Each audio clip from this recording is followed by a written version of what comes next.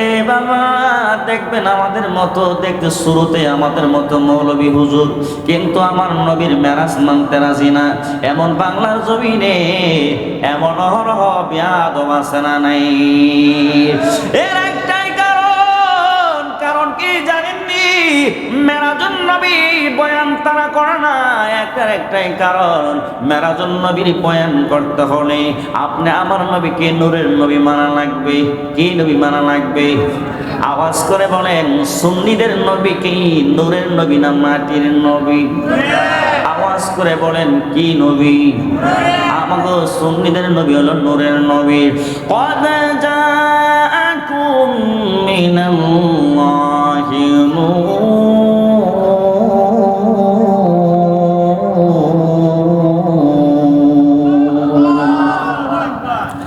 এই তো দলিল দিয়ে দিলাম। আল্লাহ বলছেন قد جاءكم من الله نور, আমি আল্লাহর পক্ষ থেকে যে নূর আসিয়াছে, এই নূর অন্য কেউ নয়। তারা দলিল দেয় নূর নাকি হেদায়েতের নূর।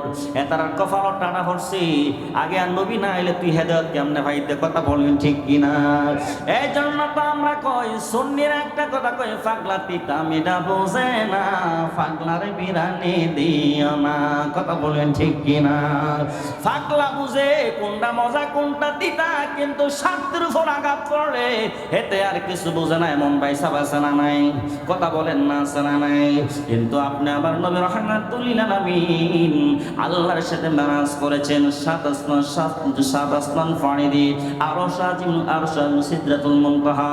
আয় হায় আল্লাহ রাব্বুল আলামিন নবীকে ৭০,০০০ নূরের পর্দা বের করে করে আমার নবীকে আল্লাহ মেরাজ করিয়েছেন। সেই দিকে পড়ে যাবো বাবা। ওই রজব মাস হলো আপনি আমার নবী রাহমাতুল লিল আলামিন মেরাজুন নবীর মাস। আমার নবী যদি মেরাজ না যাইতো, এই পাইকপাড়ার বাবারা, বিজয়নগরের বাবারা, তাহলে কি আমরা ৫ ওয়াক্ত নামাজ, ফজর, জোহর, আসর, মাগরিব, এশা, জুমার নামাজ আমরা পাইতামনি? কথা বলেন, পাইতামনি? না না না।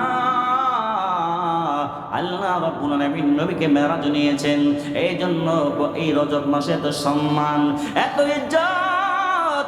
আল্লাহ নবী রাহমাতুল লিল আলামিন হাদিস মুবারাকার মধ্যে এলান করলেন, মান সামা ইয়াওমান মিন রজব। আমার নবী রাহমাতুল লিল আলামিন হাদিস মুবারাকার মধ্যে এলান করলেন, ওই মাসের মধ্যে একটা দিন আছে, যারা এই মাসের মধ্যে যারা একটা রোজা রাখবে, নফল রোজা রাখবে। কি রোজা রাখবে? নফল রোজা রাখবে। আল্লাহর নবী রাহমাতুল লিল আলামিন বলেন, কানা কাসিয়ামিস সানাতিন। আপনি আমার নবী রাহমাতুল লিল আলামিন হাদিসে মুবারাকার মধ্যে সুন্দরভাবে এলান করে দিলেন, যারা এই রজব মাসের মধ্যে একটা রোজা রাখবে, একটা নফল রোজা রাখবে, সারা বছর রোজা রাখলে যে সওয়াব পাওয়া যাবে, তার একটা রোজা রাখলে তার সমপরিমাণ ১ বছরের সওয়াব তার আমলনামায় লেখা হবে। বলেন সুবহানাল্লাহ। এই জন্য বাবা আপনি আমার নবী রাহমাতুল লিল আলামিন হাদিস মুবারাকার মধ্যে এলান করলেন, ওই দিনটা অন্য কোনো দিন নয়। ওই দিনটা হলো ২৪ তারিখ দিবাগত রাত্রে। ওই ২৪ তারিখে আমার নবীর নবুয়ত মুবারক প্রকাশ হয়।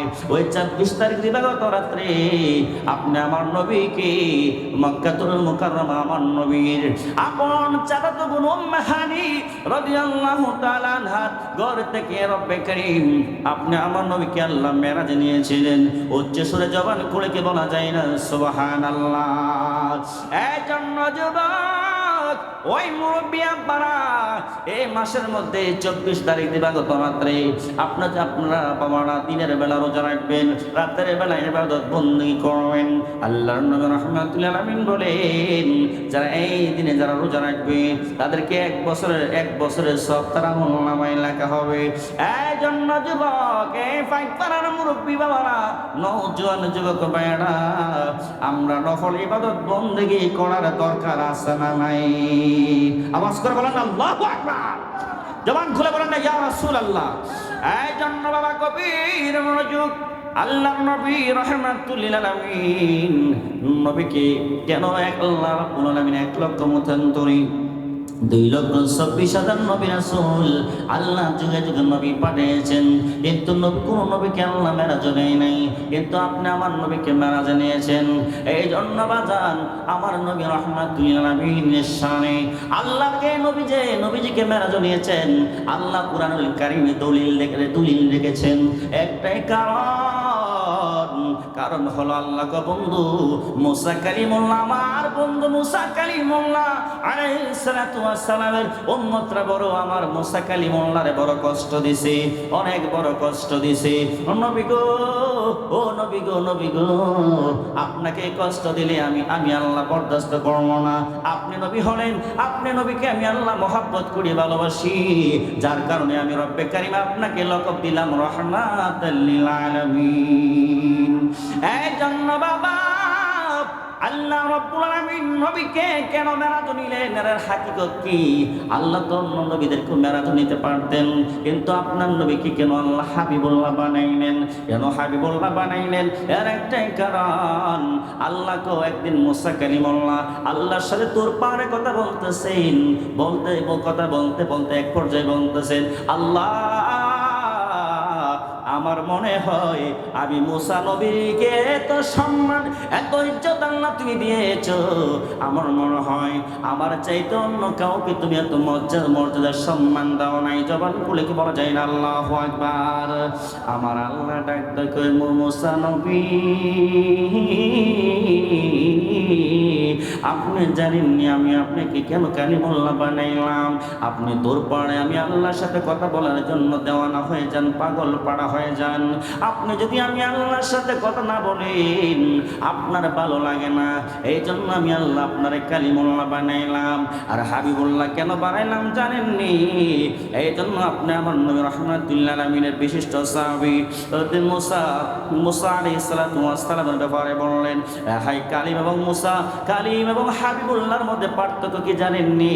আল কালিমু ইয়াতি ইলা তুর সিনা, ওই কালিমুল্লাহ হলো যিনি তুর পাহাড়ের মধ্যে কথা বলেন, আল্লাহর সাথে কথা বলার জন্য যিনি দেওয়ানা হয়ে থাকতেন, আল্লাহর সাথে কথা না বললে উনি বড় টেনশনে থাকতেন।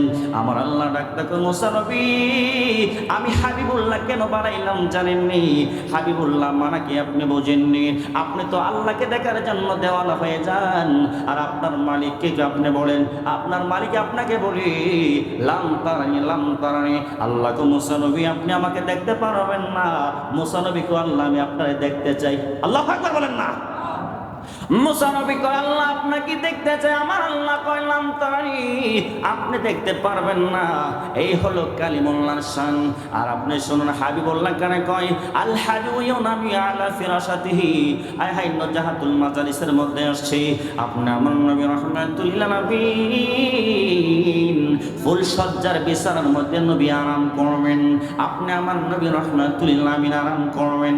আমার আল্লাহ বলেন, আমার আল্লাহ রাব্বুল আলামিন বলেন আল হাবিব কি জানেন? আল হাবিবু ইয়ানামু আলা ফিরাশাতি, আপনি আমার নবী রাহমাতুল লিল আলামিন হাদিস মুবারাকার মধ্যে এলান করলেন, মুফাসসিরে কেরামগণ বলেন ও হাবিবুল্লাহ হলো যিনি ফুল সজ্জার বিছানায় যিনি আরাম করবেন, যিনাকে আমার মালিক ছাড়া কেউ ডাক দিবে না, তিনি হলেন আপনি আমার নবী রাহমাতুল লিল আলামিন। ইয়া রাসূলুল্লাহ ইয়া হাবিবাল্লাহ ইয়া রাসূলুল্লাহ, তুমি জীবন তুমি মরণ, আদার গরিব তুমি আপন, তুমি মোদের পাড়ের তরি, তুমি মোদের পাড়ের তরি, তুমি দানে তোড়নে ওয়ালা ইয়া রাসূলুল্লাহ ইয়া হাবিবাল্লাহ ইয়া রাসূলুল্লাহ। জবান খুলে কি বলা যায় না আল্লাহু আকবার? বিসমিল্লাহির রাহমানির রাহিম,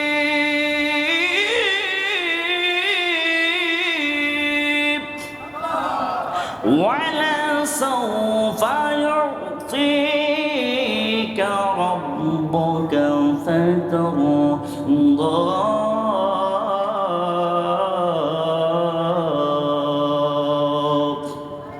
আল্লাহ রাব্বুল আলামিন বলেন, হাবিব ও নবী রাহমাতুল লিল আলামিন, আপনি কখনো আপনার মনকে কখনো মনে কষ্ট পাবেন না। আপনি কষ্ট পাইলে আমি আল্লাহ বড় কষ্ট পাই।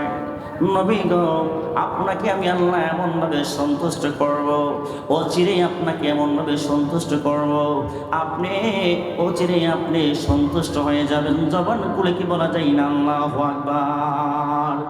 এই জন্য বাবা গভীর মনোযোগ, আল্লাহ রাব্বুল আলামিন আপনি আমার নবী রাহমাতুল লিল আলামিনকে নবুয়তের 11 বছর, নবুয়তের যখন 11 বছর হয়ে গেল, 11 বছর যখন হয়ে গেল নবুয়তের 11 বছর পর আপনার 15 দিন হয়ে গেল। 15 দিনের মাথায় আপনি আমার নবী রাহমাতুল লিল আলামিনের বয়স ছিল 51 বছর।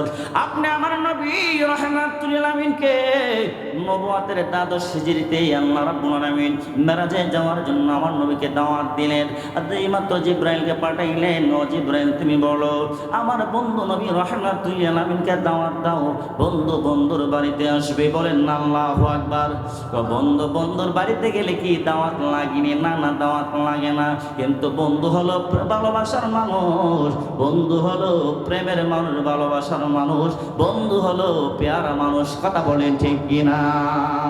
আমার আল্লাহ ডাক দেখো, জিবরাইল আমার বন্ধুকে আমি দাওয়াত করতে চাই, আমার বন্ধুকে দিয়ে দাওয়াত দাও, আমার বন্ধুকে বন্ধুর বাড়িতে নিতে চাই।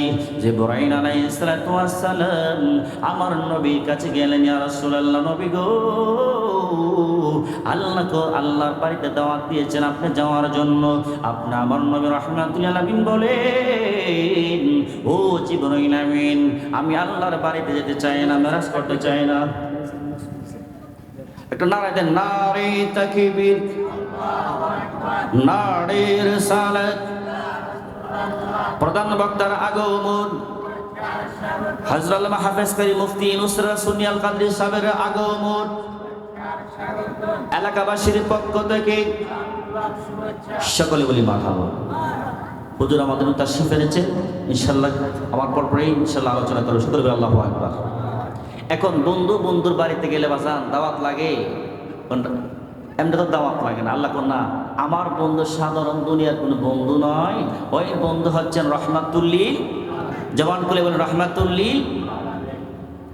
আল্লাহ বলেন, ও জিবরাইল তুমি যাও। জিবরাইল আলাইহিস সালাতু ওয়াস সালাম যখন আমার নবীকে বললেন, আমার নবী বাহানা করলেন, না না আমি আমার গুনাহগার উম্মতকে রেখে আমি যাব না। জিবরাইল আমিন চলে গেলেন। ও মালিক, আপনার বন্ধুকে যে দাওয়াত দিয়েছে আপনার বন্ধু যেতে চায় না, কারণ কি? গুনাহগার উম্মতকে রেখে আপনি মেরাজে যাবেন না। ও জিবরাইল তুমি আমার বন্ধুকে বলো, যদি আমি আল্লাহর সাথে আমার বন্ধু মেরাজ করে, আমি বাগান সংক্ষিপ্তভাবে বলছি আপনাদেরকে বোঝানোর জন্য। আল্লাহ রাব্বুল আলামিন বলেন, ওয়ালা সাওফা ইয়াতিকা রাব্বুকা ফাতারদা। ও নবী আপনি অচিরেই এমন ভাবে আপনাকে সন্তুষ্ট করব, খুশি করব। ও নবী রাহমাতুল লিল আলামিন আপনার কোনো চিন্তার কোনো কারণ নাই, টেনশনের কোনো কারণ নাই।